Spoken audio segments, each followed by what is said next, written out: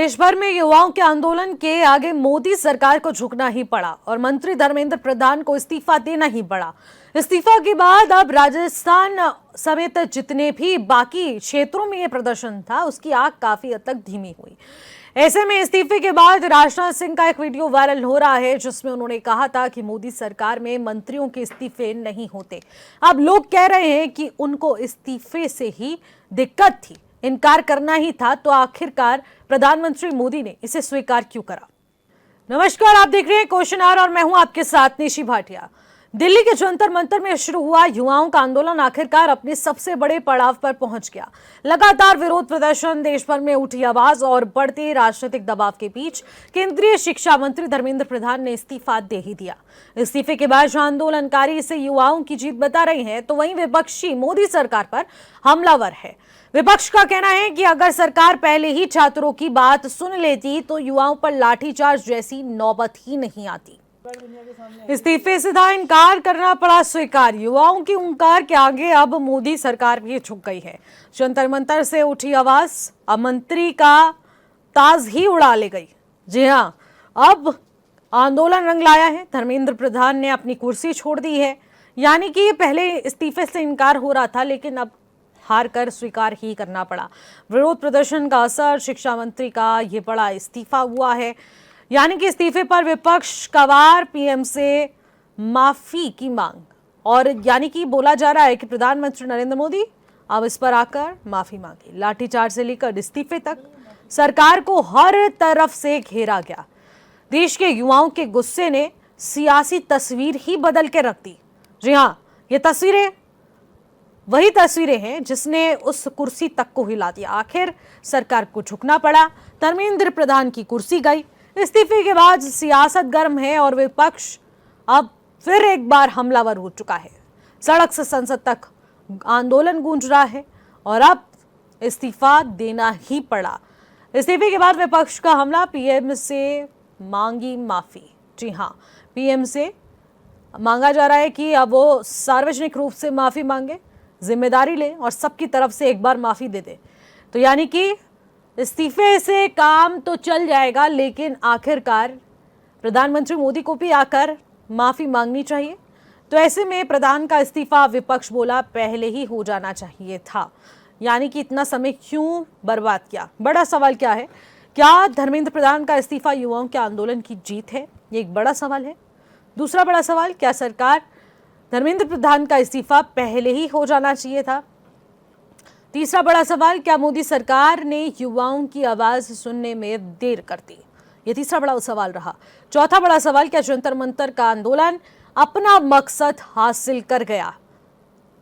पांचवा बड़ा सवाल, क्या युवाओं पर लाठीचार्ज के लिए सरकार को जवाब देना चाहिए? अब आखिरकार प्रधानमंत्री मोदी सार्वजनिक रूप से माफी मांगेंगे या नहीं? क्या सिर्फ एक मंत्री का ही इस्तीफा पूरे विवाद का समाधान है? क्या इस आंदोलन ने सरकार को रुख बदलने पर मजबूर कर दिया? एक और चीज, क्या युवाओं के शांतिपूर्ण आंदोलन ने लोकतंत्र की ताकत दिखा दी कि आखिरकार अभी भी वो डर कायम है कि जब जनता इकट्ठी होती है, जेनजी इकट्ठे होती है, तो सरकार को भी झुकना पड़ता है? और क्या इस्तीफे के बाद सरकार की जवाबदेही खत्म हो जाती है या फिर अभी जवाबदेही बनती है? ये भी एक अपने आप में सवाल है। क्या घटनाक्रम से युवाओं का सरकार पर भरोसा प्रभावित हुआ है? ये एक बड़ा चैलेंजिंग सवाल है। अब विपक्ष ने क्या कुछ कहा है, सुन लेते हैं जरा। मंत्री धर्मेंद्र प्रधान का इस्तीफा बहुत पहले ही हो जाना चाहिए था, देखिए ये मांग उठी। दूसरी तरफ विपक्ष ने इसे युवाओं के संघर्ष और आंदोलन की जीत बताया। विपक्ष की तरफ से अलग अलग प्रकार की टिप्पणियां आ रही हैं। तो सरकार ने समय रहते छात्रों की मांग नहीं सुनी, आंदोलन लंबा चल गया, पहले मान लेते तो ये समस्या ही ना उत्पन्न होती। जंतर मंतर पर प्रदर्शनकारी युवाओं पर लाठीचार्ज नहीं होना चाहिए था, ये भी एक बड़ी बात है। इधर प्रधानमंत्री मोदी को युवाओं पर लाठीचार्ज के लिए माफी मांगनी चाहिए, ये भी एक अपने आप में सवाल है। तो यानी कि इस्तीफा काफी नहीं, पेपर लीक के दोषियों पर सख्त कार्रवाई होनी चाहिए। अब ऐसे में युवाओं के भविष्य के साथ खिलवाड़ हुआ है, जवाबदेही तय जरूर होनी चाहिए। तो ऐसे विपक्ष के बहुत सारे सवाल हैं।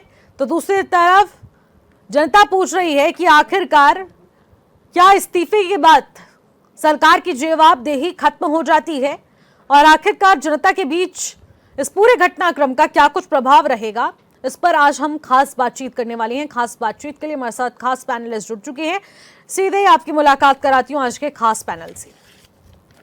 हमारे साथ कमलेश रमन, भारतीय जनता पार्टी के प्रवक्ता, सीधे वर्चुअली जुड़ चुकी हैं। आशीष सैनी, कांग्रेस पार्टी के नेता हैं, वो हमारे साथ इस वक्त वर्चुअली जुड़ चुके हैं। राकेश मिश्रा, राजनीतिक विश्लेषक हैं, हमारे साथ स्टूडियो से जुड़ चुके हैं। दीपक रावत, यूकेजी के प्रवक्ता, स्टूडियो से जुड़ चुकी हैं। उमा सिसोदिया, आम आदमी पार्टी की प्रदेश अध्यक्ष हैं, वो भी हमारे साथ इस वक्त स्टूडियो से जुड़ चुकी है। सभी पैनलिस्ट का स्वागत करूंगी और चर्चा की शुरुआत करते हैं कमलेश रमन जी आपसे। इस्तीफे के बाद राजनाथ सिंह का एक वीडियो वायरल हुआ जो कि बहुत पहले का था। उसमें उन्होंने साफ कहा था कि मोदी सरकार में मंत्रियों के इस्तीफे नहीं होते। अब लोग पूछ रहे हैं कि इस्तीफे से था इनकार तो करना क्यों पड़ा स्वीकार, बताइए। आइए मित्रों, देखिए ये जी कमलेश जी, जिसने बहुत कम समय में पूरे देश मुझे लगता है कि देखिए तसल्ली किसी भी चीज से नहीं होती है। उसके लिए पढ़ा करता हूं कि इंसान की एक प्रवृत्ति है सभी लोग कि वो पर बैठ जाएं। अच्छा हो तब उसे तसल्ली नहीं होती, बुरा हो तब उसे तसल्ली नहीं होती है। इस्तीफा, ये आवाज मुझे रिपीट आ रही है, थोड़ा ठीक करा दीजिए अपने पीसीआर से। जी जी जी जी, आप बोलिए। देखिए हमारे युवा बैठे थे और देश का भविष्य है, तो युवाओं के लिए कोई भी निर्णय लेना सरकार एक गार्जियन की तरह होती है। हर तरीके से वो निर्णय ले सकती है अपने युवाओं को देखते हुए, उनके हित को देखते हुए। मुझे लगता है कि आप ये कह देना जी बहुत देर हो गई आते आते, तो भाई सवाल तो देखिए बहुत सारे हैं। ऐसा नहीं है कि लोगों के लिए सवाल नहीं है, लेकिन यहाँ पर देश के भविष्य के साथ जिस तरीके से खिलवाड़ करने की कोशिश हो रही थी, जिस तरह से उन्हें गुमराह करने की कोशिश की जा रही थी, सरकार ने बहुत बेहतर निर्णय लिया है। और देखिए युवाओं की जो मांग थी उसको मांगने में सरकार इसलिए पीछे नहीं हटी क्योंकि वो उनकी भावनाओं के साथ जुड़े हैं और उनके हित की सुरक्षा करना भी सरकार जानती है। इसीलिए 21 जून को सरकार ने नीट का पेपर कराया और अपने बच्चों के भविष्य को सुरक्षित रखने का काम किया, क्योंकि उनका साल खराब ना हो ये सरकार ने सोचा। लेकिन राजनीतिक दल है, राजनीति करेंगे, उनको किसी भी प्रकार से संतुष्टि नहीं हो सकती। वो तो कह रहे हैं प्रधानमंत्री सार्वजनिक रूप से माफी मांग ले एक बार। इस्तीफा नहीं हो रहा था। आप देखिए ये तो अब राजनीतिक बात है, ये तो अब राजनीतिक भाषा है लोगों की। आप अगर इस्तीफे की बात करते हैं, चलिए धर्मेंद्र प्रधान जी ने तो इस्तीफा दे दिया है, और क्योंकि हमारे देश का युवा जिस तरीके से वहां जंतर मंतर पे था उसको गुमराह करने की कोशिश की जा रही थी। दूसरे जो राजनीतिक दल है जो अपनी राजनीतिक परिप्रेक्ष्य में अपने स्वार्थ के लिए युवाओं को भ्रमित कर रहे थे, तो अब मुझे लगता है कि इसका पटापेक्ष होना बहुत जरूरी था और सरकार ने बहुत बेहतर निर्णय लिया। अब सवाल ये भी उठता है कि जब आप बार बार भारतीय जनता पार्टी को कह रहे हैं, तो पंजाब के लिए आप मुंह में दही क्यों जमी है भाई लोगों के? फार्मेसी का पेपर वहां भी लीक हुआ है ना, तो वहां पर आम आदमी पार्टी की सरकार है, तो आप बोलना चाहिए ना अरविंद केजरीवाल जी को। मनीष सिसोदिया जी ने कहा था कि अगर हमारी सरकार में पंजाब में पेपर लीक हुआ है तो हम शिक्षा मंत्री का इस्तीफा दिलाएंगे, तो दिलाइए, क्यों नहीं दिला रहे? कर्नाटक में जो पेपर लीक हुआ वहां पर क्यों नहीं दिला रहे? प्रियंका गांधी जी ने राजस्थान के, जब गहलोत जी मुख्यमंत्री थे, स्पष्ट कहा उन्होंने कि हमारी सरकार में यहाँ पर इतने पेपर लीक हुए हैं और ये पूरे देश की समस्या है। तो मुझे एक बात समझ में नहीं आती, क्या राजनीतिक स्वार्थ जरूरी है या युवाओं का भविष्य जरूरी है? आज युवाओं के भविष्य के लिए सरकार ने जो निर्णय लिया है, आप भी सरकार को ही कह रहे हैं, तो मुझे लगता है कि अब सरकार की किसी मंशा पर शंका नहीं होनी चाहिए। सरकार ने वहां पर जो नियम बनाने हैं, कानून बनाने हैं, सोमवार को वो बिल भी पास हो जाएगा। जो भी बेहतर होगा युवाओं के हित में वो सरकार करेगी, और इसमें झुकने जैसी कोई बात नहीं है। हम अपने युवाओं के लिए सब कुछ कर सकते हैं। अगर झुकने की बात होती है तो झुक भी सकते हैं, वो हमारे देश का युवा है, ठीक है, हमारे देश का भविष्य है। ठीक है, तो जाहिर सी बात है कि ऐसे लोग केवल और केवल अपनी राजनीति करेंगे, तो राजनीति से मुझे लगता है कि हमें किसी प्रकार का कोई जवाब देने की आवश्यकता नहीं है। ठीक है, राजनीति अगर ना हो तो मांगे पहले भी मान ली जाती, शायद इस तरीके से आपका कुछ कहना है। लेकिन आशीष सैनी जी क्या कुछ कहना चाहेंगे? युवाओं की जीत हुई है, जश्न चल रहा है इस वक्त, और कहा जा रहा है कि लोकतंत्र अभी भी बचा हुआ है।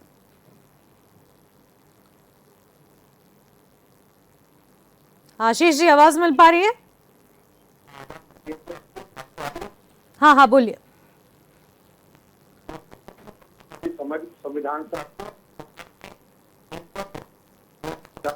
में आता है वो है व्यक्ति की गरिमा। व्यक्ति यानी कोई भी एक व्यक्ति जो हिंदुस्तान के अंदर है और उसको कहीं न्याय की आवश्यकता है या कोई किसी तरह की वो कमी महसूस करता है तो निश्चित रूप से संविधान ही उसका रक्षक और संविधान ही उसका पोषण बन के आता है। और इसी संविधान ने उन बच्चों को लाठियां मारने का काम किया जो केवल एक जनमत मांग कर रहे थे कि अगर पेपर लीक हो रहा है तो सब जिम्मेदार कौन है। उनकी नजर में इसका जिम्मेदार धर्मेंद्र प्रधान थे, हो सकता है इसका जिम्मेदार कोई और व्यक्ति होता तो उस पर कार्रवाई करती जाती। लेकिन सरकार ने जिस तरह का पल दिखाया और इस तरह से तो छात्रों को देशद्रोही, कभी पाकिस्तानी, कभी जोर शोरों से फंडे, कभी चाइना का एजेंट और कभी कुछ और बताने का काम किया। ये बड़ा गंभीर मामला था, इसी से रिटेलिएशन बढ़ी, विरोध बढ़ा और इस विरोध को बढ़ते बढ़ते किस सीमा तक आ गया कि सभी छात्रों ने भी और उनके पेरेंट्स ने भी एक स्वर में कहा कि धर्मेंद्र प्रधान को जाना होगा। प्रधानमंत्री जी जब रील बना रहे थे कमरे में घुसकर अपने घर में रात को 12 बजे बैठकर, तो उस वक्त भी उनके मन में ये नहीं था कि मैं इनसे इस्तीफा लेकर इन लोगों को इनकी मांग को पूरा करने का काम करूं। ये नहीं था, इसीलिए रिटेलिएशन बढ़ा। आज 2 दिन बाद बेटा वापस चल लिया, लेकिन इससे पहले उन्हें भेड़िया और देशद्रोही बता चुके थे। आज अगर छात्रों के प्रति आपका ये व्यवहार है, आपके देश के किसानों के और प्रत्येक के प्रति तो आप व्यवहार देख ही चुके हैं। महिलाओं के प्रति क्या व्यवहार है, अगर कोई महिला बलात्कार से पीड़ित होती है तो आपका जो सपोर्ट है वो बलात्कारियों का है। पेपर लीक हुआ तो पेपर लीक माफिया हुआ है। हाँ। और देश में भ्रष्टाचार हुआ, एथेनॉल मिलाया गया। तो आज इन सब बातों पर कौन बात कर रहा है? केवल अगर विपक्षी दल इस पर बात करते हैं तो आप उनको पंडित बता रहे हैं। तो हमारा यही कहना है कि यदि सरकार लोगों की बात को सुनकर उस पर रिएक्ट नहीं कर पा रही, प्रधानमंत्री के पास सदन में बैठकर बात करने का समय नहीं था, लेकिन रात को 12 बजे रील बनाने का समय था, तो आप अंदाजा लगा सकते हैं कि लोकतंत्र के प्रति, संविधान के प्रति इनकी क्या जवाबदेही थी। जवाबदेही नहीं थी तो ये उसी की जीत है कि लोकतंत्र में आपको लोगों की बात को सुनना पड़ेगा। ठीक है, लोगों के मान सम्मान और गरिमा का ध्यान रखना पड़ेगा। जिस 18-20 साल के बच्चे के लाठी मारी है वो क्या जीवन भर भूल सकता है कि उसको लाठी क्यों मारी गई? उसने कोई अपराध नहीं किया था, कोई ऐसा काम नहीं किया जो संवैधानिक ना हो, लेकिन आपने लाठी मारकर अपनी तानाशाही, अपने अहंकार का जो छाप है उसके शरीर पर डाली है, वो पूरे जीवन भर उसको भूल नहीं सकता। तो यही सबसे बड़े गंभीर और दुख का मामला है। मैं इसीलिए बार ये कह रहा हूँ। दूसरा ये आपको ध्यान हो, राहुल गांधी जी ने कही थी राष्ट्रीय स्वयं सेवक संघ के लोग जहाँ पे जाते हैं वहाँ वो इस तरह का डिस्क्रिमिनेशन, इस तरह का भेदभाव और इस तरह की अराजकता बनाने का काम करते हैं, जिससे लगता है कि संविधान है ही नहीं। आज सीबीएसई के बच्चों के जो पेपर आए उनके पेपर के डॉक्यूमेंट चेक करने की बारी आई कि आप उनके कॉपीज को चेक कर सकते हैं, सबको चेक कर सकते हैं, तो आपने उसको खारिज करने का काम किया और उनसे मतलब एक तरह से उनको सही तरीके से रिकॉर्ड नहीं दिखाया। वो रिकॉर्ड में हेराफेरी जो हो रही है कि कर कौन रहा है? आखिर कोई तो व्यक्तियों का मेरा ही कहना है कि वो सब आरएसएस के लोग थे जो इस तरह के काम को अंजाम देते हैं। ठीक है, उमा सिसोदिया जी, आप इस पूरे प्रकरण को लेकर क्या अपना पॉइंट ऑफ व्यू देना चाहेंगे? क्या किसकी क्रेडिट और आखिरकार किसकी जीत? देखिए, इस पूरे प्रकरण में अगर जीत किसी की हुई है तो भारत के लोकतंत्र की जीत हुई है। हमारे इस महान देश में जो एक महान लोकतंत्र है, विश्व की सबसे बड़ी आबादी हमारा हिंदुस्तान और एक लोकतांत्रिक हमारा हिंदुस्तान, इस लोकतंत्र की सबसे बड़ी जीत है। हम हमेशा कहते रहे कि लोकतंत्र में सबकी आवाज़ को सुना जाना चाहिए। देर आए दुरुस्त आए, बहुत पहले आ जाना चाहिए था। अगर ये इस्तीफा पहले दूसरे दिन ही आ जाता तो मोदी जी का जो 56 इंच का सीना है वो और 60 इंच और 65 इंच का हो सकता था। हमें भी लगता मोदी जी ने बहुत अच्छी बात कही, युवाओं की तरफ से आक्रोश आया और उन्होंने उनकी आवाज़ को सुन लिया। लेकिन जिस तरीके से आवाज़ को सुना गया वो न्याय हुआ है, लोकतंत्र की जीत हुई है। लेकिन जिस अहंकारी तरीके से सत्ता आखिरी तक भी अड़ी रही, ये इस लोकतंत्र के लिए सही नहीं है। मैं इसको बिल्कुल कहना चाहूँगी। पूरी कोशिश हुई इस पूरे मुद्दे पे, जिस तरीके से बच्चों पर लाठीचार्ज हुआ वो सबसे गलत मैं कहूँगी कि इन लोगों की रणनीति रही। मुझे नहीं समझ में आता कि प्रधानमंत्री मोदी जी का सलाहकार मंडल कौन है, किसने उनको ये सलाह दे दी कि भाई इन बच्चों पे लाठीचार्ज करवा दो तो ये बच्चे घर चले जाएंगे। भाई हमारे युवाओं ने अंग्रेजों को भगा दिया इस देश से। भगत सिंह जी, चंद्रशेखर आजाद, सुखदेव जी, इन लोगों ने अंग्रेजों को भगा दिया इस देश से। पूरी आज़ादी के आंदोलन में युवा 15, 16, 18 साल के बच्चे, खुदीराम बोस जी की क्या उम्र थी उस समय, जब वो खून, वो हमारे पूर्वज आज भी हैं। हम उसी लेगेसी को लेकर हमारे बच्चे आज आगे बढ़ रहे हैं। मैं सिर्फ इतना कहना चाहती हूँ कि जिस अहंकारी तरीके से सत्ता ने इस पूरे आंदोलन को दबाने का प्रयास किया वो उसमें असफल रहे, अंत में लोकतंत्र की जीत हुई। और मैं प्रधानमंत्री मोदी जी से बिल्कुल मैं आग्रह करना चाहूँगी कि उन्होंने धर्मेंद्र प्रधान जी के इस्तीफे को आपने स्वीकार किया, बहुत अच्छी बात है, लेकिन वो जो 20 बच्चे जो इस पूरे नीट की परीक्षा के बाद जो 20 जो डॉक्टर हो सकते थे, हमारी स्वास्थ्य सेवाओं के लिए वो एक वरदान हो सकते थे, वो मेधावी बच्चे जिन्होंने आत्महत्या कर ली, उनके परिवारों से आपको कम से कम एक बार तो संवेदना के कुछ शब्द बोलने चाहिए। उनके परिवार, उसमें देहरादून की भी एक बच्ची रिया थापा शामिल है। कम से कम प्रधानमंत्री मोदी जी को अपना दिल, अपना सीना बड़ा करते हुए एक पिता के रूप में, अभिभावक के रूप में उन 20 बच्चों के लिए कुछ शब्द जरूर कहने चाहिए। उनके परिवार को या तो दिल्ली बुलाकर उनसे मिलना चाहिए, तब मुझे लगता है कि शायद कुछ उनके दुख पे कुछ मरहम रख पाएगी ये सरकार। अदरवाइज ठीक है, मैं लोकतंत्र की जीत के लिए आज आपके चैनल के माध्यम से पूरे देश को मैं बधाई देना चाहती हूँ। ठीक है, दीपक रावत जी क्या कहेंगे आप भी इस जीत को एक लोकतंत्र की सफलता मानते हैं कि आज भी लोकतंत्र जीवित है, जिसके नारे हमेशा विपक्ष लगाता रहता है कि धीरे धीरे करके लोकतंत्र पूरी तरह से खत्म होता जा रहा है, बताइए। देखिए, आज का जो निर्णय धर्मेंद्र प्रधान का इस्तीफा ये बताता है कि लोकतंत्र मैं डिबेट में हूँ। देश में विश्व का जो पुरोधा है लोकतंत्र का कोई देश है तो भारत है। सबसे ज्यादा आबादी वाला लोकतांत्रिक देश है और युवाओं का भी भरपूर, जो सबसे ज्यादा युवा हैं वो भारतवर्ष में है।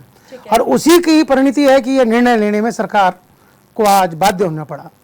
अगर भारतीय जनता पार्टी के किसी बुद्धिजीवी वर्ग ने, किसी नेता ने युवा को अगर शीशे में देख लिया होता तो उसका युवा को अगर शीशे में देखें तो उसका मतलब है वायु, और वायु जब अपनी सामान्य गति से ज्यादा चले तो वो तूफान कहलाता है।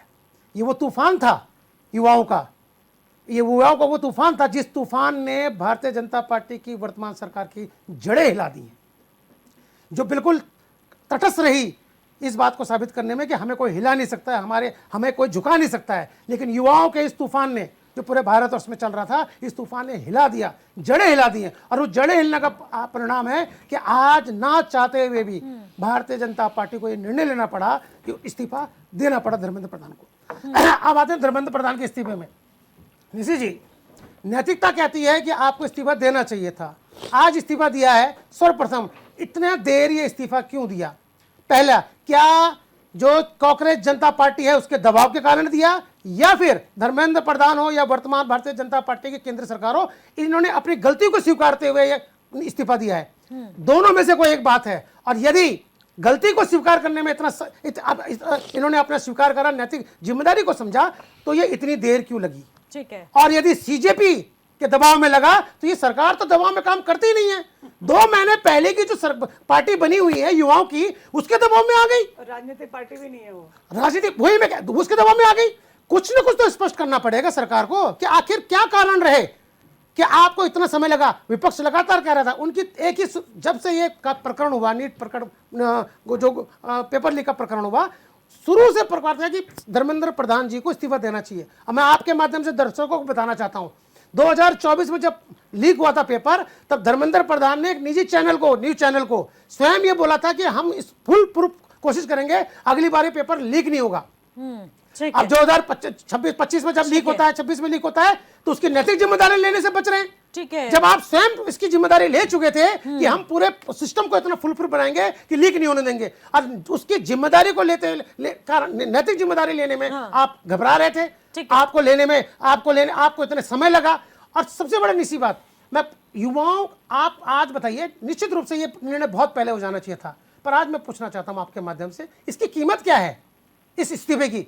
वो युवाओं जिनको आपने डंडे मारे, वो युवाओं जिनको आपने जेल में डालने की जेल में डाला, उन युवाओं जिनको आपने भविष्य के साथ खिलवाड़ करा, उसकी कीमत ये आपको जवाब देने पड़ेंगे। और भविष्य में इस बात के जवाब भारतीय जनता पार्टी को और वर्तमान में प्रधानमंत्री जो देने पड़ेंगे।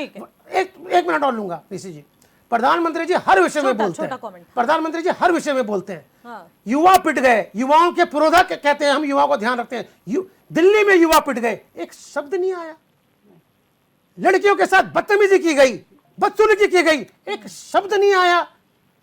आज भी जब आया है तो आप टेलीग्राम में बोल रहे हैं, आप हर बात को माइक में बोलते थे, हर बात में जनता के सामने बोलते थे। क्या कारण है मोदी जी कि आपने कुछ बोला ही नहीं? क्या आप इनका प्रतिनिधित्व नहीं करते हैं? क्या आपको नहीं लगता है कि ये बिल्कुल, भविष्य में बिल्कुल, करेंगे? बिल्कुल, ठीक है, आपकी कहीं ना कहीं इन सवालों का जवाब भारतीय जनता पार्टी को देने पड़ेंगे। सरकार इस पर क्या सख्त रुख अपनाएगी? प्रधानमंत्री मोदी ने अब कह दिया है कि डिजिटली मैं अब आप लोगों से कनेक्ट होऊंगा फ्रेंड्स। तो अब देखते हैं कि फ्रेंड्स के साथ किस तरीके की बातचीत होती है, क्योंकि ये रिश्ता आखिरकार क्या कहलाता है, कहां तक कहलाएगा, ये भी देखने वाली बात रहेगी। फिलहाल एक छोटे से ब्रेक के लिए रुकेंगे, ब्रेक के बाद जो लौटेंगे आपसे बने रहिए। ब्रेक के बाद एक बार फिर से आपका स्वागत करते हैं क्वेश्चन आवर में, और क्वेश्चन आवर में हम चर्चा कर रहे हैं धर्मेंद्र प्रधान के इस्तीफे पर। और इस्तीफा हो चुका है, हमारे यूथ की जीत हुई है और इस जीत को बहुत ही सफलतापूर्वक मनाया जा रहा है। और इससे कहा जा रहा है ये जीत यूथ की ही नहीं बल्कि संविधान की, लोकतंत्र की जीत हुई है। और इसी के चलते देश भर में जो भी व्यवस्थाएं चल रही हैं और उसके बाद जो राजनीतिक रुख, राजनीतिक डिमांड्स निकलकर सामने आई हैं, उस पर भी हम लोग चर्चा कर लेते हैं। खास पैनलिस्ट का रुख करते हैं, हमारे साथ खास पैनलिस्ट बने हुए हैं। रुक करेंगे राकेश मिश्रा जी का, राजनीतिक विश्लेषक हैं, वो हमारे साथ जुड़े हुए। राकेश मिश्रा जी, कहा जा रहा है ये फैसला लेने में काफी देर हो चुकी है, क्या देर से लिया गया फैसला बीजेपी को भारी पड़ सकता है? अब निशी एक चीज ये बताओ, अगर ये फैसला देर में कह रहे हो आप, हाँ। तो फिर चर्चा किस बात की होती? आंदोलन हुआ, बच्चे गए, वहाँ पे उन्होंने एक प्रोटेस्ट किया और प्रोटेस्ट का नतीजा ये हुआ कि आज धर्मेंद्र प्रधान जी का इस्तीफा हो गया। तभी तो चर्चा का विषय बना हुआ है। अगर ये पहले दिन नैतिकता के आधार पर धर्मेंद्र प्रधान जी इस्तीफा दे देते तो शायद आज ये चर्चा का विषय ही नहीं था। लेकिन अब मेरा प्रश्न ये है, क्या लोकतंत्र जीवित है? जो डिक्टेटरशिप की बात लोग करते थे, आज मैं ये मानता हूं कि ये लोकतंत्र की बड़ी जीत है। और देश में जब कई राजनीतिक दल ये कहते थे कि डिक्टेटरशिप आ गई, तानाशाही आ गई, तो आज जब युवा सड़क पे आया तो इतनी मजबूत सरकार को भी एक निर्णय लेना पड़ा और अपने एक मंत्री का त्यागपत्र उन्हें देना पड़ा। अब इसको दो तथ्यों में समझिए। पहला ये कि युवाओं के बीच में जो खोता हुआ जनाधार था, वो डैमेज कंट्रोल भी करने का प्रयास सरकार के द्वारा किया गया। दूसरा, राजनैतिक रूप से ये एक मास्टर स्ट्रोक भी साबित होगा, क्योंकि अभी मानसून सत्र चल रहा है, विपक्ष के पास मुद्दे हैं। उनका शिक्षा मंत्री का इस्तीफा हो चुका, एनटीए के 46 अधिकारियों को पूरी तरह से बर्खास्त कर दिया गया। तो ये जो मुद्दे सामने युवाओं को लेकर एक राष्ट्रीय परिदृश्य पे आ रहे थे, शायद आज इसका पटापेक्ष होता हुआ नजर आया। आप इसे ये भी कह सकते हो कि एक दूरदर्शी सोच भी है। आप इसे राजनीतिक रूप से, एक सफल राजनीतिक रूप से एक दूरदर्शी सोच का नतीजा भी हम इसे मानते हैं। मैं ये नहीं कहता हूं कि बच्चों की जीत नहीं है, मैं ये कहता हूं कि ये लोकतंत्र की जीत है। आज कोई भी सत्ता निरंकुश नहीं रह सकती, और खासकर जिम्मेदारी लेने के मामले में। कई लोगों ने कई तरीके से प्रधानमंत्री जी के वीडियो को देखा, मैंने इस तरीके से उस वीडियो को देखा, जो मेरी अपनी निजी सोच है, मैं किसी पे नहीं थोप रहा हूं। मेरी सोच है कि रात में लगभग 12 बजे, 12:30 बजे जब व्यक्ति अपने कमरे में अकेला बैठा, तब उसके भीतर ये भाव आए और वो सोचने पर विवश हुआ कि इसी देश के युवाओं ने तो उन्हें देश का प्रधानमंत्री बनाया था। आज वही युवा तो मेरे दरवाजे पे बैठा है, तो उसकी मांग क्यों ना मानी जाए। और एक अभिभावक के नाते, यहां सब परिवार वाले हैं, जब आपके बच्चे जिद पर अड़ते हैं तो क्या आप नहीं सोचते हो? क्या अपने नीतिगत या आप अपने बातों को पीछे लाकर नहीं आते? अभी लोग हमारे ऊपर आरोप लगाएंगे कि हो सकता है कि ये भाजपा के लिए डैमेज कंट्रोल। मैं इसको इस परिदृश्य में भी देखता हूं। जिस जेनजी ने या जिन युवाओं ने उस दल को पिछले 12 सालों से तीसरी बार चुनाव जिता के सत्ता में बैठाया, आज वही उनके दरवाजे पे पड़ा था। तो मुझे लगता है कि कोई भी राजनीतिक दल, उसका एक समर्थक अगर पूरी तरह से आंदोलन में है, तो वो किसी दूसरे पाले में नहीं जाने देना चाहता। और कारण यही रहा कि आज धर्मेंद्र प्रधान जी का इस्तीफा पहले हो जाना चाहिए। मैं आज भी कहता हूं, और लगातार अपनी डिबेट में कहता चाहता हूं, कोई भी राष्ट्रीय स्तर पर या किसी भी जिम्मेदार मंत्री या मुख्यमंत्री या प्रधानमंत्री के स्तर पर कोई भी त्रुटि हो रही है, कोई भी घटना हो रही है, तो पहले जो नीतियां या जो नैतिकता हमारे समाज में थी उसे आज भी कायम रखना चाहिए। ठीक है, तो यानी कि साफ देखने को मिल रहा है। उमा सिसोदिया जी, आप कुछ कहना चाह रही हैं? मैं बिल्कुल कहना चाहती हूँ कि अभी मिश्रा जी ने बहुत सारी बातें कही। उन्होंने प्रधानमंत्री मोदी जी को एक पिता के रूप में बताने का प्रयास किया, लेकिन मैं इस बात से बिल्कुल इनकार करती हूँ। वो पिता नहीं हो सकते जिस तरीके से उन्होंने लाठीचार्ज बच्चों पर करवाया, बच्चियों पर कराया। क्या एक पिता इतनी बुरी तरह से, इतनी ब्रुटैलिटी के साथ लाठीचार्ज करवा सकते हैं? उस दिन जब 20 तारीख को बच्चे वहां पर थे, तो क्या मोदी जी को उस रात 12:30 बजे अचानक ही सपना नहीं आ जाना चाहिए था कि मैं यहाँ पे इस्तीफे की बात कर देता हूँ, बच्चों को माय फ्रेंड्स कह के संबोधित कर देता हूँ?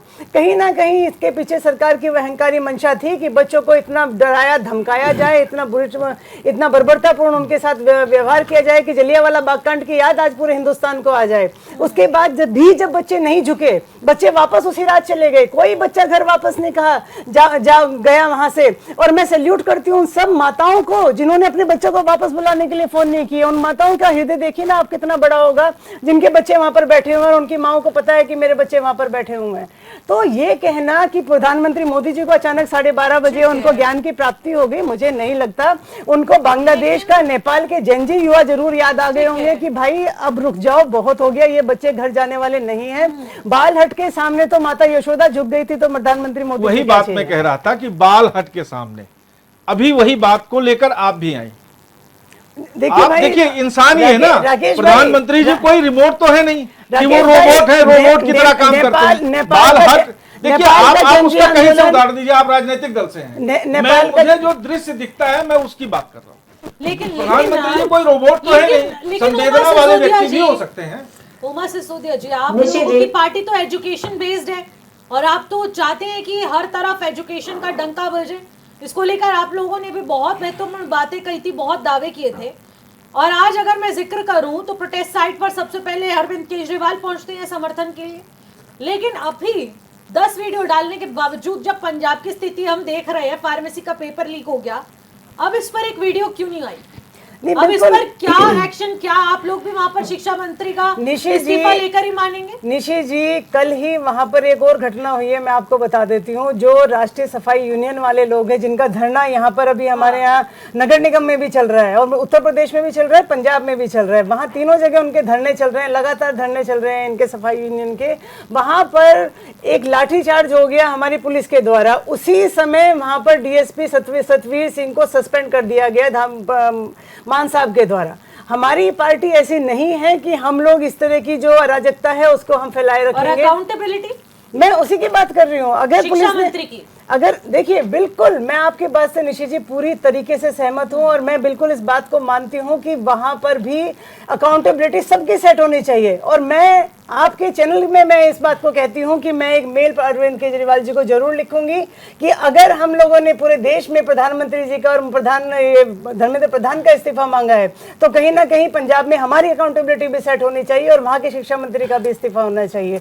निशी जी, बात राजनीतिक की नहीं है, बात लोग भी बैठे हैं शायद। हाँ, आ रही हूं मैं आपके निशी जी, पास। बात राजनीति नहीं है। अगर हम लोग सबसे पहले, राजनीति से पहले हम लोग सामाजिक लोग हैं, हमारे बच्चे स्कूल में जाते हैं, पढ़ते हैं ना कि आप कितना एक्शन लेते हैं। और फिर उसके बाद धर्मेंद्र प्रधान के इस्तीफे पर तो लगातार वीडियोस आई हैं। अब इसके बाद एक्सपेक्ट की जाएंगी कि पंजाब से भी वो वीडियो आए कि आखिरकार क्या कुछ एक्शन लिया गया, क्योंकि देखिए मार्क तो आप ही लोग सेट करेंगे कि हाँ भाई इनका इस्तीफा हुआ है। हर किसी की अगर अकाउंटेबिलिटी फिक्स कर दी जाती है, पहली बात तो ये क्लियर हो जाएगा एक सख्त कानून जो बन रहा है ना, उसको सारे दलों को एक सुर से पास करना चाहिए। आप लोकसभा चलाइए, लोकसभा में उस बिल को मजबूती से पास कीजिए जिसमें 10 साल की कैद और 10 करोड़ का जुर्माना है। बस सोमवार को इस बिल पर चर्चा होगी, पता फास्ट ट्रैक से। हाँ, फास्ट, क्या विपक्ष की क्या स्थिति है, नहीं आता है, आप सदन चलने दोगे कि नहीं चलने दोगे, ये जरूरी है। एक अच्छे कानून को तो बनाइए। कमलेश रमन जी। जी निशी जी, निशी जी देखिए, अभी सब लोग लोकतंत्र की बात कर रहे थे और वाकई हमारे देश का लोकतंत्र बहुत खूबसूरत है। आज भारतीय जनता पार्टी की सरकार है और उसमें लोकतंत्र है, तभी तो आज आप सोशल मीडिया से लेकर टीवी चैनल से लेकर और जंतर मंतर तक सबने जिस तरीके से प्रधानमंत्री को या अन्य और नेताओं को या भारतीय जनता पार्टी को जिस तरह से जिन शब्दों से नवाजने का काम किया, ये सबने देखा। और बहुत सारी ऐसी चीजें जो राजनीतिक तौर पर लोगों ने करने का काम किया, ये भी सबने देखा। लेकिन अगर हम पिछला वो देखें तो आज तो लोकतंत्र है, आप प्रधानमंत्री को गाली भी दे रहे हैं, आप प्रधानमंत्री को कुछ भी कह दे रहे हैं, तमाम सरकार के ऊपर आरोप भी लगा दे रहे हैं। देखिए, अगर पिछली सरकारों का रिकॉर्ड उठाकर अगर आप देखेंगे तो लोकतंत्र कहाँ था? वहां तो मीडिया के दरवाजे पर 157 नंबर पर मीडिया है कमलेश जी, उसको भी बोल दीजिए एक बार। कमलेश जी 157 नंबर पर मीडिया है इस समय। आपके प्रधानमंत्री बोल दीजिए मीडिया के सामने बैठे नहीं है पिछले 12 सालों से। निशी जी का भी मन करता होगा कि मैं जाके उनसे सवाल पूछूं। जो चीज अब इस्तीफे के रूप में हो चुकी है, देखिए हम सामाजिक समरसता की बात करते हैं, हम सामाजिक समरसता की बात करते हैं या दुश्मनी की बात करते हैं। जब समाज की जो हमारी जिम्मेदारी है उनको पूरा करना चाहिए चलेगा तो हर उस वर्ग को हर गलत बात पे आप लोग अपने नेताओं को मत डिफेंड कीजिए कमलेश जी। युवाओं के लिए, लेकिन जितने भी राजनीतिक दल थे आपने अच्छी तरीके से देखा है निशी जी, राजनीतिक दलों को केवल और केवल राजनीतिक रोटियां सेकने से मतलब था, उन्हें युवाओं के प्रदर्शन से कोई लेना देना नहीं था। वो केवल आज आपने देखा सुबह से जो विपक्षी दलों की वीडियो आ रही है, हर व्यक्ति श्रेय ले रहा है कि हमारी वजह से प्रधान जी ने जो है इस्तीफा दे दिया, हमारी वजह से सरकार झुक गई है। भाई आप श्रेय ले रहे हो, उन युवाओं के बारे में आपने नहीं सोचा। और जिस तरीके से युवाओं को भड़काकर 20 तारीख का वो प्रकरण किया इन राजनीतिक दलों ने, ये सब याद रखेंगे। बिल्कुल बिल्कुल बिल्कुल कमलेश जी, जिस तरीके से लाठीचार्ज हुआ है उसको भी युवा याद रखेंगे। जिस तरीके से लाठीचार्ज हुआ है, जलियांवाला बाग कांड की याद दिला दी आप लोगों ने। AK-47 लगा दिया आपने संसद के सामने। कमलेश जी AK-47 आपने संसद के सामने लगा दी। प्रधानमंत्री मोदी जी भागते हुए नजर आ रहे हैं वहां से। कौन से देश में जाकर छुपेंगे वो लोग? आम आदमी पार्टी के नेता, अरे कैसी बात करते हैं आप? AK-47 लगाएंगे आप बच्चों के सामने? कमलेश जी जवाब दीजिए, आप AK-47 लगाएंगे बच्चों के सामने? आपके शिक्षा मंत्री कमलेश जी जवाब दीजिए, AK-47 लगेगी क्या बच्चों के सामने? वो बच्चे हमारे थे, वो पाकिस्तान से बांग्लादेश से आए बच्चे नहीं थे कमलेश जी। आप लोगों को माफी मांगनी चाहिए। AK-47 आप लगाएंगे अपने देश के बच्चों के सामने? निहत्ते बच्चे जिनके हाथ में छोटे छोटे से बैग उन्होंने लटका रखे हैं, उनके हाथ में सिर्फ एक कैमरा, बस एक कैमरे के रूप में हथियार उनके सामने था, और उस कैमरे के हथियार ने आज आप लोगों को हरा दिया है कमलेश जी। डिजिटल इंडिया ने आज आप ही लोगों को हरा दिया है। वो जो कैमरा, वो जो हथियार उनके हाथ में था, उस कैमरे से आप लोग हारे हैं। अदरवाइज आप लोगों ने गोदी मीडिया तो पूरे देश में कर दिया। 157 पर हमारे इस समय पर सरकार है। बोला जा सकता उमा सिसोदिया जी कि कुछ दिखा नहीं है। देखिए, लोकतंत्र कभी मरा नहीं था, लोकतंत्र हमेशा से जीवित रहा है, इसीलिए सबके पास कमलेश जी जो हथियार उनके हाथ में था, वो कैमरा, वो वीडियो, उनसे आप लोग हारे हैं कमलेश जी, उनसे आप लोग हारे हैं। रुक जाइए। देखिए, हम जनता के आशीष जी से प्रधानमंत्री जी ने रुकिए जनता जरा, के हित में फैसला क्रेडिबिलिटी किया की है, बात हो बेहतर रही है फैसला ना। लिया, इसमें दिक्कत कहाँ गई? ठीक है कमलेश जी, आज आपके पास आशीष सैनी जी क्या कहना चाहेंगे आप? कहा जा रहा था कि एंड मौके पर राहुल गांधी वहां पहुंचे और उनके कारण खास दबाव बनाया गया सरकार पर, क्योंकि संसद तक हम ही इनकी आवाज पहुंचाने वाले एकमात्र लोग थे। विपक्ष को लिस्ट बनानी चाहिए। हाँ, किसको श्रेय बताइए चाहिए? जरा विपक्ष आशीष जी। लिस्ट बना ले निशी जी अपनी। आशीष जी, क्या ये क्रेडिट आप लोग लेने की कोशिश कर रहे हैं? आवाज आ रही है आशीष जी?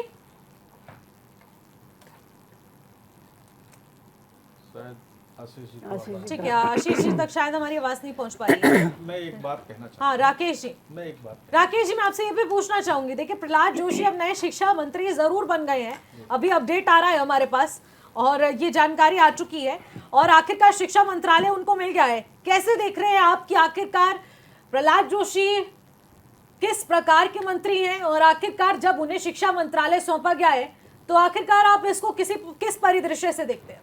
देखिए, प्रहलाद जोशी जी प्रधानमंत्री जी के विश्वसनीय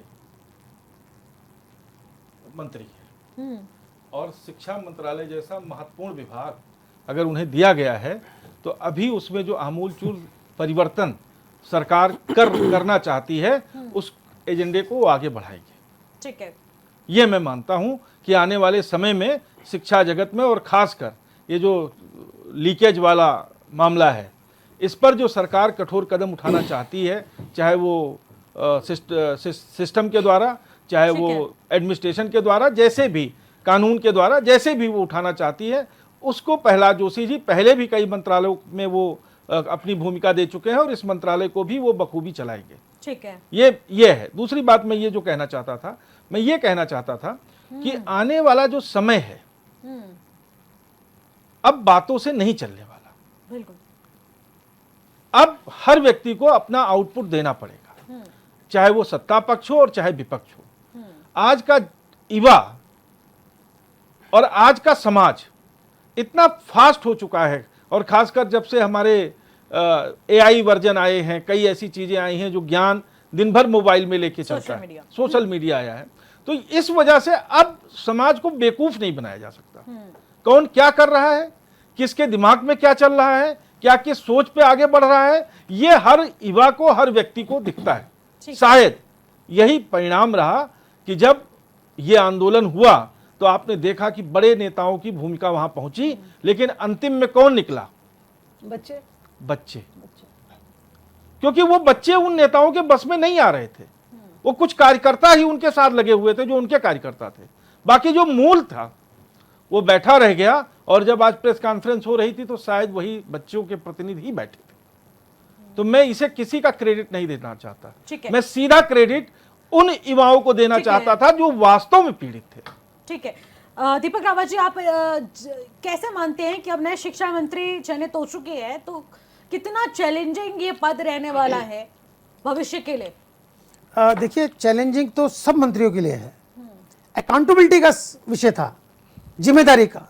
यदि जिम्मेदारी समझते होते तो बहुत पहले इस्तीफा हो चुका होता। कोई भी मंत्री हो, कोई भी विभाग हो, विशेष रूप से हम शिक्षा मंत्री की बात करें जो नए बने हुए हैं प्रहलाद जोशी जी, निश्चित रूप से यदि वो अपनी अकाउंटेबिलिटी समझते हैं, जिम्मेदारी समझेंगे, तो निश्चित रूप से वो पूरा अच्छा काम करेंगे। लेकिन ये पूरा विषय जो हुआ ये सिर्फ अकाउंटेबिलिटी का ही था। डे 1 से सिर्फ ये बात आ रही थी कि आपको नैतिक जिम्मेदारी लेनी पड़ेगी, और नैतिक जिम्मेदारी के लेना आपको इस्तीफा देना पड़ेगा। अब एक सवाल पूछिए, उत्तराखंड में कितने पेपर लीक हुए? अभी भारतीय जनता पार्टी के प्रवक्ता आम आदमी पार्टी के बारे में कह रही थी कि आपके शिक्षा मंत्री को इस्तीफा देना चाहिए। उत्तराखंड में ये बात क्यों नजर नहीं आती उनको? नहीं आएगी अभी। उत्तराखंड में जब इतने पेपर लीक हुए तब आपने अपने शिक्षा मंत्री को क्यों नहीं बोला इस्तीफा दीजिए? अरे अपने शिक्षा मंत्री को क्यों नहीं बोला इस्तीफा दीजिए उत्तराखंड में? वहां तो आपको नजर नहीं आया। फाइनल कमेंट ले लेते, फाइनल कमेंट ले लेते, वहां नजर नहीं आया आपको? कमलेश जी फाइनल कमेंट दे दीजिए आप 10 सेकंड का। वहां नजर नहीं आया? निशी जी देखिए, जो गलत करेगा वो जेल तो की बोलिए सलाखों हमारे के शिक्षा पीछे मंत्री ने जाएगा। गलत किया। सरकार ने जीरो टॉलरेंस पर चल रही है। बोलिए हमारे शिक्षा मंत्री ने गलत किया, नैतिकता के आधार पर इस्तीफा नहीं दिया। महेंद्र भट्ट बच्चों के बारे में कितना गलत सलत बोल रहे हैं कमलेश जी, उनसे उनकी मानसिकता पता चलती है। महेंद्र भट्ट अपनी भाई ये आपकी मानसिकता पता चल रही है कि आप झूठ बोल रहे हैं, आप राजनीति कर रहे हैं, आपकी मानसिकता पता चल रही है। सिसोदिया जी, 2 शब्द उनके बारे में फाइनल कमेंट ले लेते हैं। कमलेश रमन जी क्या कुछ कहना चाहेंगे? 10 सेकंड में बात रखिए अपना। निशी जी, मैंने क्या कहा कि जो हमारे बच्चों का भविष्य खराब करेगा वो जेल की सलाखों के पीछे जाएगा, उसको सजा होगी। देश का भविष्य खराब करने की किसी को इजाजत नहीं है, और सरकार अपनी जिम्मेदारी बहुमत निभा रही है, पूर्णता कर रही है, चाहे पुष्कर सिंह धामी जी हो या नरेंद्र मोदी जी कर रही हूँ, हो। लेकिन समय की कमी को देखते हुए चर्चा को यहीं पर समाप्त करना पड़ेगा। लेकिन आखिरकार अकाउंटेबिलिटी ली गई और क्रेडिट के साथ देखने को मिला है कि धर्मेंद्र प्रधान ने अपने पद से इस्तीफा दे दिया है। नए शिक्षा मंत्री प्रहलाद जोशी होंगे, और इसी के साथ ये चैलेंजिंग पद और कितने चैलेंज के साथ निभाया जाएगा ये देखने वाली बात रहेगी, और लगातार इस पर नजर बनी रहेगी कि आखिरकार क्या सभी मंत्री अपनी अकाउंटेबिलिटी लेते हुए अब पूरी तरह से फुल प्रूफ, जिसे कहेंगे ट्रांसपेरेंसी के साथ काम करते हुए नजर आएंगे या नहीं। फिलहाल मुझे दीजिएगा इजाजत, नमस्कार।